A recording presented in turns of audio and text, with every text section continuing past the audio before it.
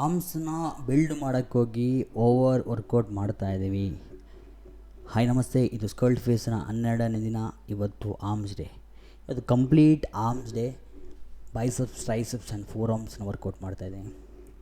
So as a beginner 99% ಜನ ಯಾರೆಲ್ಲ ಜಿಮ್ಮಿಗೆ ಹೋಗ್ತಾಯಿದ್ದೀವಿ, ನಾವು ನಮ್ಮ ಬಿಗಿನಿಂಗ್ ಸ್ಟಾರ್ಟಿಂಗ್ ಸ್ಟೇಜಲ್ಲಿ ಈ ಮಿಸ್ಟೇಕನ್ನು ಮಾಡಿರ್ತೀವಿ. ಏನಪ್ಪ ಅಂದರೆ ಆರ್ಮ್ಸನ್ನ ಬಿಲ್ಡ್ ಮಾಡಬೇಕು, ಆರ್ಮ್ಸ್ ಚೆನ್ನಾಗಿ ಕಾಣಬೇಕು ಅಂತ ಓವರ್ ಎಕ್ಸಸೈಸ್ ಮಾಡುವಂಥದ್ದು, ಓವರ್ ಟ್ರೈನ್ ಮಾಡುವಂಥದ್ದು. ಆರ್ಮ್ಸಲ್ಲಿ ಮೇಯ್ನಾಗಿ ಟ್ರೈಸೆಪ್ಸ್, ಬೈಸೆಪ್ಸ್. ಸೊ ಅದರಲ್ಲಿ ಬೈಸೆಪ್ಸ್ ಅತಿ ಚಿಕ್ಕ ಮಸಲ್, ಅದಕ್ಕೆ ನಾವು ಓವರ್ ಟ್ರೈನ್ ಮಾಡೋದು. ಇದೊಂದು ಕಾಮನ್ ಮಿಸ್ಟೇಕ್, ಎಲ್ಲರೂ ಮಾಡಿರ್ತೀವಿ, ನಾನು ಮಾಡಿದ್ದೀನಿ, ಎಲ್ಲರೂ ಮಾಡಿರ್ತಾರೆ. ಸೊ ಆ್ಯಸ್ ಅ ಬಿಗಿನರ್ಸ್ ನೀವೇನಾದರೂ ಜಿಮ್ ಸ್ಟಾರ್ಟ್ ಮಾಡಿದ್ದೀರಾ ಅಂದರೆ ನೀವು ಆರ್ಮ್ಸಿಗೆ ಫೋಕಸ್ ಮಾಡೋದನ್ನು ಬಿಟ್ಬಿಡಿ. ಬರೀ ಬೈಸೆಪ್ಸ್ಗೆ 2 ಎಕ್ಸಸೈಸ್, ಟ್ರೈಸೆಪ್ಸಿಗೆ 2 ಎಕ್ಸಸೈಸ್ ವಾರದಲ್ಲಿ ಸಾಕು. ಆಮೇಲೆ ಫೋರ್ ಆರ್ಮ್ಸಿಗೆ 1 ಎಕ್ಸಸೈಸ್ ಸಾಕು. ಸೊ ಇದರಿಂದ ನಮಗೆ ಬೈಸೆಪ್ಸಿಗೆ ಎಷ್ಟು ಬೇಕು ಅಷ್ಟೇ ಒಂದು ಸ್ಟ್ರೈನ್ ಆಗುತ್ತೆ, ಸ್ಟ್ರೆಸ್ ಆಗುತ್ತೆ.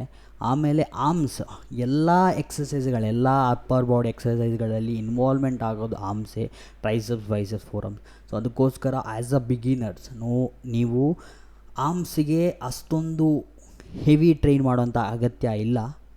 ಆಮೇಲೆ ಇಂಟರ್ಮೀಡಿಯೇಟ್ ಆಗಿದ್ದರೆ ಒಂದು 2-3 ವರ್ಷ ಆಗಿದೆ ಜಿಮ್ ಹೋಗಿ ಜಾಯ್ನ್ ಆಗಿ ಅಂತಾದರೆ ನಿಮಗೆ ಆರ್ಮ್ಸ್ ಡೇಗೆ ಸ್ಪೆಸಿಫಿಕ್ಕಾಗಿ ಆರ್ಮ್ಸ್ ಡೇ ಬಿಲ್ಡು ಅಂದರೆ ಗ್ರೋ ಮಾಡಬೇಕು ಅಂತಿದ್ರೆ ನಂತರ ಈ 4 ಡೇಸ್ ಬಿಟ್ಟನ್ನ ಫಾಲೋ ಮಾಡ್ಬೋದು.